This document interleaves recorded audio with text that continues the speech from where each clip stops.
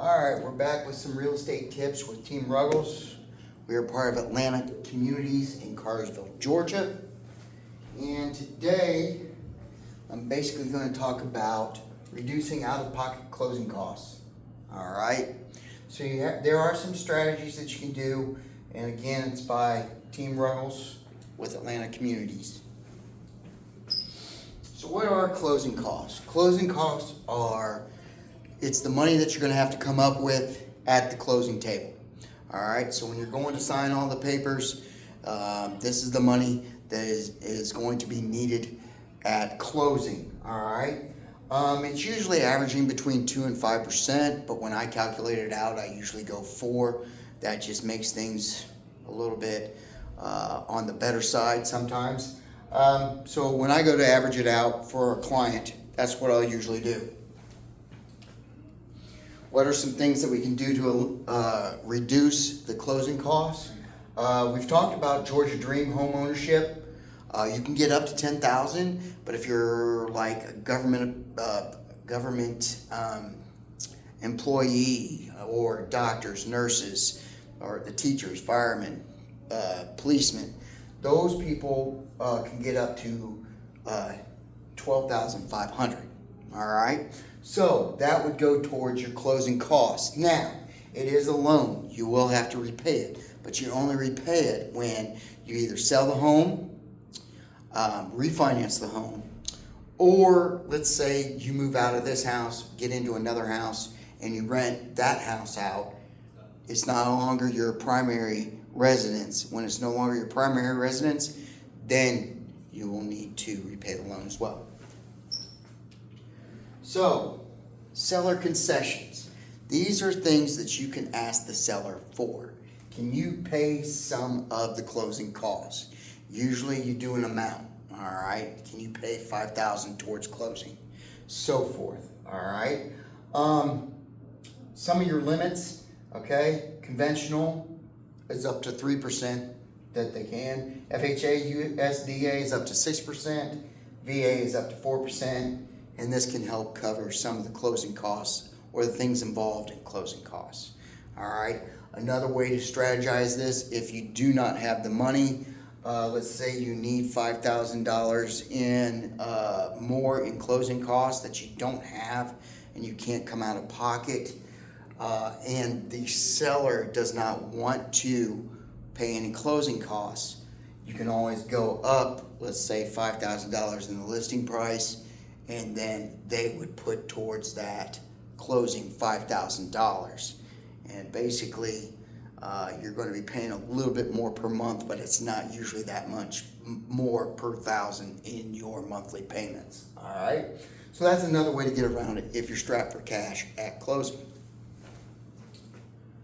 Lenders. Sometimes the lenders may help out with some fees for a higher interest rate. Again, I don't just like asking for a higher listing price in order to get the closing costs from the seller if they don't want to go with closing costs. All right. Basically, this is a rough one too. You can ask for that, but it's a higher interest rate, which you're going to be paying more money in the long run. Okay. This reduces your upfront costs, so I don't truly recommend it unless you're really strapped for closing costs. Money, all right, unless you're really strapped for money at closing. So this could really, over a long period of time, increase the amount greatly, all right? So what else can we do? Gifts or funds or grants. Allow for FHA, USDA. So with your down payment with an FHA, it's usually going to be 3.5%, all right? USDA, it can be as low as zero money that you would have to come up with for closing or down payment, sorry. Requires gift letter if you get a gift or money borrowed from a parent or so forth. Let's say your mom gives you $5,000 towards closing, and they would have to get a gift letter sent and approved through underwriting. All right, so these have no repayment, unlike the Georgia Dream, which would have to be repaid. and it can help cover some of the closing costs for you. So a different way of covering closing costs. All right, so within 3 days of closing or going to the table, you're going to have your loan estimate with the closing disclosure. You need to look over this to make sure that you are not surprised at the closing table with some type of spring into action money that you have to owe. All right, it could be anything. All right, that might pop up. Something happened with the commission, it wasn't counted in or something like that, and all of a sudden at the table you owe a couple grand more than what you thought. So make sure you go through, make sure your real estate agent, they can help you, lender can help you.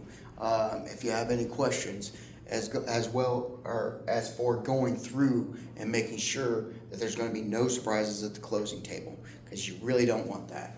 All right. So to summarize, okay, assistance programs, grants, loans, it reduces the cash needed at closing, seller concessions, having them pay for a little bit of closing costs, and we talked about a few strategies with that.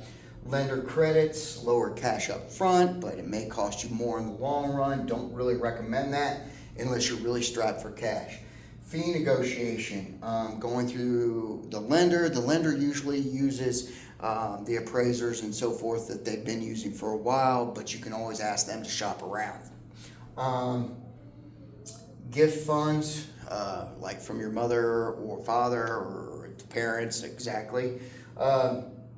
You can get money from them, but it will need a gift letter, an approved gift letter.